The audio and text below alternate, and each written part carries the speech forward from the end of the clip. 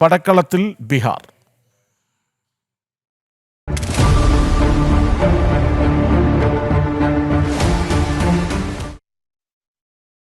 ലോകത്ത് ഒരു ജനാധിപത്യ രാജ്യത്തും നടക്കാത്തത്ര ക്രൂരമായ സംഭവ വികാസങ്ങളാണ് ലാലു പ്രസാദ് യാദവിന്റെ ഭരണത്തിന് കീഴിൽ ബീഹാറിൽ അരങ്ങേറിയത്.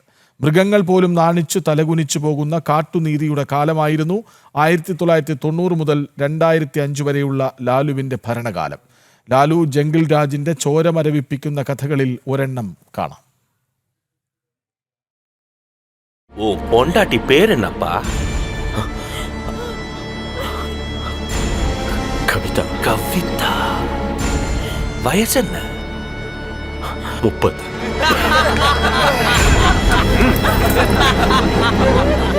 തമിഴ് നടൻ കാർത്തി അഭിനയിച്ച സിരുത്തൈ എന്ന തമിഴ് സിനിമയിലെ ഹൃദയം നുറുങ്ങുന്ന ഒരു ഭാഗമാണിത്.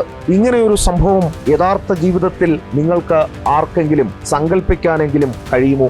എന്നാൽ ഈ സീൻ ഒരു റിയൽ ഇൻസിഡന്റിന്റെ ദൃശ്യാവിഷ്കാരമാണ്. സംഭവിച്ചതാകട്ടെ ഇന്ത്യ മഹാരാജ്യത്വം.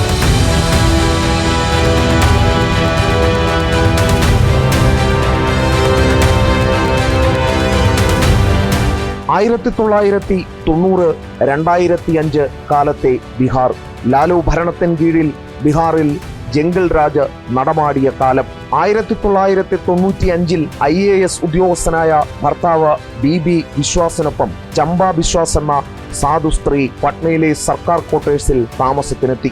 അക്കാലത്ത് അവിടം ഭരിച്ചിരുന്നത് ലാലു പ്രസാദ് യാദവിന്റെ അടുത്ത അനുയായിയും MLA-യുമായിരുന്ന ഹേമലത യാദവിന്റെ മകൻ മൃത്യുഞ്ജയ് യാദവ് ആയിരുന്നു. ചമ്പ വിശ്വാസിൽ താല്പര്യം ജനിച്ച മൃത്യുഞ്ജയ് യാദവ് ചമ്പയെ പിടിച്ചുകൊണ്ടുപോയി റേപ്പ് ചെയ്തു. വിവാഹിതയാണെന്നും ഭർത്താവ് IAS ഓഫീസറാണെന്നതും മൃത്യുഞ്ജയ് യാദവിന് പുല്ലുവിലയായിരുന്നു.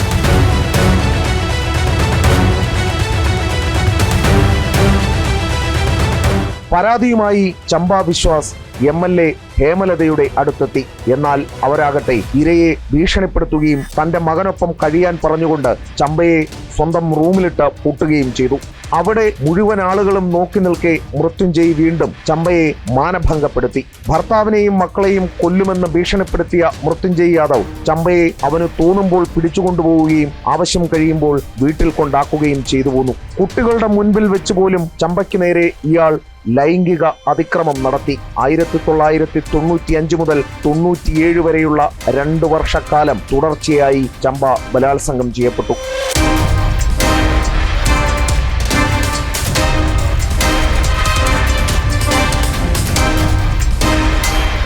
സംഭവം ഭർത്താവിനോട് പറഞ്ഞ് പത്നിയിൽ നിന്നും രക്ഷപ്പെടാൻ ശ്രമിച്ചെങ്കിലും മൃത്യുഞ്ജയ് യാദവും സംഘവും വിട്ടില്ല. BB വിശ്വാസിന്റെ അനന്തരവൾ, വീട്ടിലെ 2 ജോലിക്കാരികൾ തുടങ്ങിയവരും ബലാത്സംഗ ഭീകരതയ്ക്ക് ഇരകളായി. അവസാന രക്ഷയെന്ന നിലയിൽ ലാലു പ്രസാദ് യാദവിനെ നേരിട്ട് കണ്ട് പരാതി പറഞ്ഞപ്പോൾ നീ ഇപ്പോഴും ജീവനോടെയുണ്ടല്ലോ എന്ന് പരിഹസിക്കുകയാണ് ലാലു ചെയ്തത്.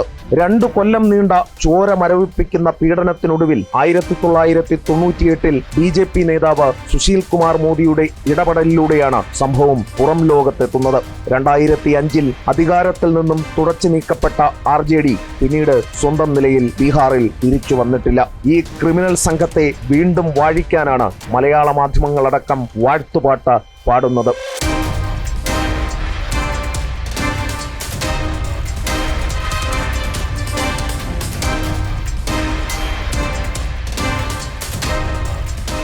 എസ് ശ്രീകാന്ത്, ജനം, ഡൽഹി.